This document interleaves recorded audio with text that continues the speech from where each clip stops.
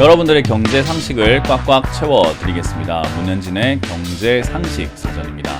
자, 오늘도 역시 많은 주식 관련 뉴스라든지 경제 뉴스를 보다 보면은 이해가 될 것 같은데도 안 되는 내용들이 굉장히 많이 있는 것 같습니다. 그러다 보니까 어설프게 이해하고 넘어가는 경우들이 굉장히 많은 것 같은데, 그러면 주식 돈 못 벌겠죠.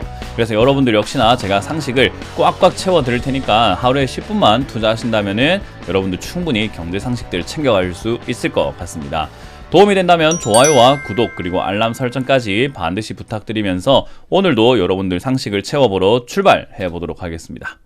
자, 일단 첫 번째는 아니죠. 첫 번째는 아니고, 일단 오늘 어떤 뉴스를 해볼까 하다가 블록체인이라는 이야기들이 굉장히 많이 나오고 있는 것 같고, 그리고 제가 방송에서 계속 보안 관련주에 관심을 가져라 라고 하다 보니까 여러분들이 관심을 가지고 있는데 블록체인이 무슨 말인지, 도대체 어떤 개념인지 이해가 잘 안 된다 하시는 분들이 많을 것 같아서 블록체인이라는 것에 오늘은 좀 관심을 가져볼까 합니다.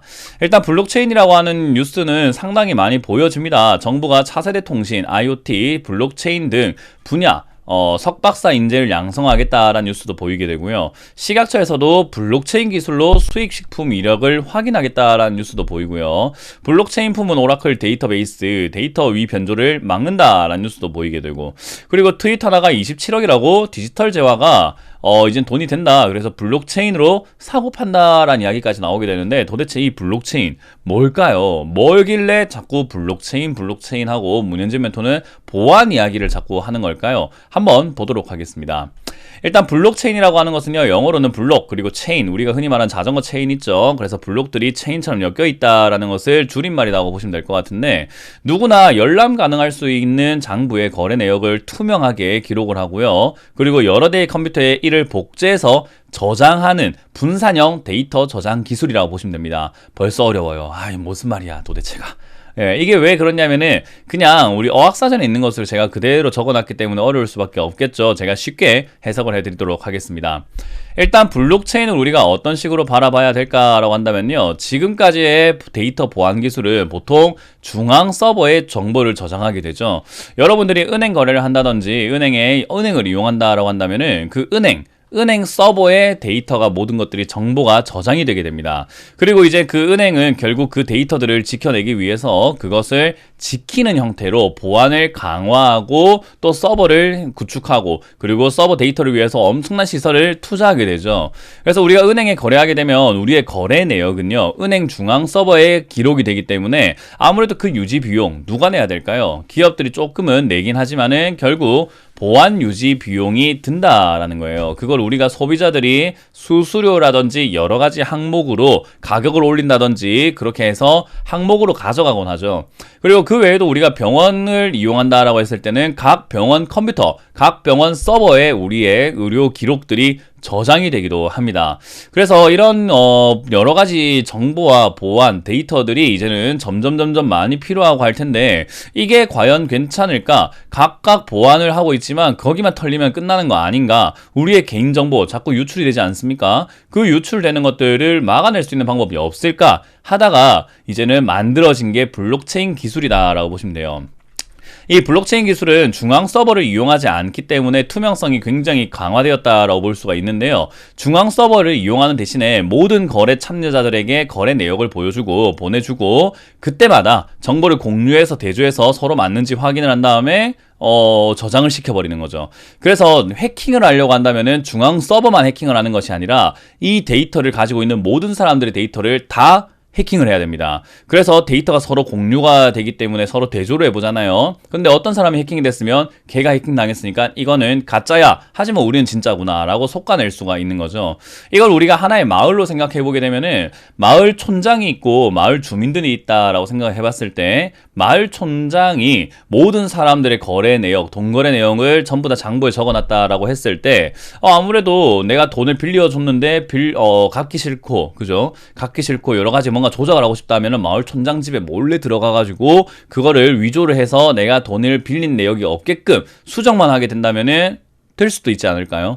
그렇기 때문에 마을촌장은 자꾸 보안을 강화시킬 것이고 보안 강화를 하면서 경비병을 세웠으니까 너희가 나를 통해서 저장을 하려면 거래 내역을 저장하려면 이제 돈 좀 더 내라 라는 형태로 진행이 되었다라면 이제는 모든 마을 주민들이 거래 장부를 다 만든 겁니다. 그래서 누가 거래했다면 다 적어 놓는 거죠. 그러면 어때요? 한 사람만 해킹을 해서 한 사람만 조작을 해서 되는 게 아니라 마을 주민 전체를 다 조작을 해야지만 되는 겁니다. 그래서 아무래도 해킹이 많이 어렵게 되고 보안 강화의 목적이 상당히 눈에 띈다라는 거죠. 그래서 아무래도 지금 이게 왜 필요한가요? 라고 했을 때는 우리가 4차 산업이라고 하는 것은 정보와 데이터가 매우 중요해지는 산업이라고 보시면 되는데요. 지금보다는 더 강화가 돼야 될 것 같습니다. 왜냐? 자율주행만 한다 하더라도요. 자율주행이 완벽하게 전면 자율주행 시행이 된다면은 모든 사람들이 이제 자동차에 운전대를 잡지 않고 운전을 하는 것을 지켜보면서 타야 될 텐데 과연 믿을 수 있을까요? 어떤 누군가가 살인의 목적으로 자동차를 해킹해서 사고를 내면 어떡할까요? IoT, 사물 인터넷을 통해서 집에 우리가 밖에서도 핸드폰으로 등을 껐다 켰다가 가능하고 밥도 지었다 껐다가 가능할 텐데 갑자기 가전제품을 너무 과열시켜서 터뜨려서 화재를 일으키면 어떨까요? 드론, 무인 드론이 나올 텐데 그 무인 드론도 공격형으로 쓰게 되면 어떻게 될까요? 안전하지는 않을 것 같습니다. 그렇기 때문에 보안이라고 하는 것은 4차 산업에서 핵심이 될 수밖에 없는 산업이다라고 보시면 되고요. 그 보안도 진화되고 있는 과정 속에서 나오는 것이 블록체인이다라고 보시면 되겠죠. 자, 그럼 블록체인은 지금 어떤 과정에 놓여졌는가라고 하면 아직까지도 스타트업 기업들이 많은 상태입니다. 블록체인 성장 가능성 1년 새에 7배, 7배가 높아졌다라는 뉴스가 나오고 있는데 블록체인 시장이요 아직까지는 크게 성장하지 않았습니다. 그래서 상용화가 아직은 조금은 더디다라고 보시면 되고요. 그러다 보니까 중소 벤처 기업들이 굉장히 많이 생겨나고 있는 과정이라고 보시면 돼요. 그래서 이제 산업 초기이기 때문에 블록체인 기술을 기반으로 한 암호화폐인 비트코인에 대한 관심만 높아가지고 비트코인이 하늘 높은 줄 모르고 막 급등하고 암호화폐를 사야 돼, 투자해야 돼 이렇게 생각을 하지 기술 자체에 대한 관심은 상당히 낮은 편이라고 보시면 좋을 것 같습니다. 그래서 보안 관련주들이 아직까지 움직이지 않는다라고 할 수 있는 것은 암호화폐 기반으로 만든 기술인 암호 기술을 만든 것으로 만든 화폐가 암호화폐고 그 비트코인인데도 불구하고 거기는 돈 쓰러 가자 하는데 보안주에는 굳이 투자하고 싶은 생각이 아직은 없나 봅니다. 그래서 저는 아직까지도 보안주가 괜찮다 생각을 하는 거고요. 삼성 SDS와 같은 이런 대기업들도 블록체인 기술로 성장성을 확보했다라는 뉴스가 많이 나오고 있습니다. 이게 바로 2년 전이에요. 그래서 실제로 블록체인 산업에 뛰어든 대기업들이 굉장히 많거든요. 삼성 SDS, NHN, 카카오, 네이버 등 우리가 정보 데이터를 취급하고 있는 모든 산업들이 대부분 블록체인 산업에 뛰어들고 그리고 부서까지도 블록체인 사업부를 만들 정도로 지금은 블록체인에 관심이 많다라는 거예요. 그래서 이게 상용화가 되고 난다면은 저는 모든 4차 산업의 중심이 되지 않을까 생각을 해봅니다. 인공지능도 로봇이 나온다면은 그 로봇을 보완을 해야 되지 않겠습니까? 보완하지 않으면 로봇이 우리 때리면 우리 죽어요. 그렇기 때문에 굉장히 보안은 중요하다 생각을 해볼 수 있을 것 같네요. 자, 그럼 블록체인이라고 하는 것과 보안은 우리가 어떤 식으로 바라보고 어떤 식으로 생각해보는 게 좋을까? 바로 한번 넘어가 보도록 할게요. 일단 4차 산업의 핵심은 무인이 될 것 같습니다. 없을 무에 사람인자가 되겠죠. 사람이 없을 것이다 라고 보시면 돼요. 사람이 없게 되면 데이터 기반으로 가게 될 것이고 그러면은 데이터 정보 보안이 굉장히 중요해질 것이다 라는 것은 우리가 알 수 있게 되겠네요. 사람은 해킹이라는 게 존재하지 않죠. 사람에게 우리가 산업 스파이를 통해서 영업을 통해서 또는 현혹을 통해서 여러 가지 화수를 통해서 사람을 홀려가지고 잘못된 일을 시켜낼 수는 있겠지만 사람은 지성인이기 때문에 야 지금 나 저 사람 죽이고 싶으니까 너 운전기사잖아. 운전기사가 지금 저기 가서 사고 내버려 라고 했을 때 그런 사람 아무도 없습니다. 그러나 인공지능은 그런 사소한 데이터 명령어를 통해서 사고가 날 수 있기 때문에 해킹이나 데이터 조작 그리고 강력 범죄의 가능성이 있기 때문에 보안의 중요성이 사실은 지금 굉장히 나날이 높아지고 있는 부분이고요.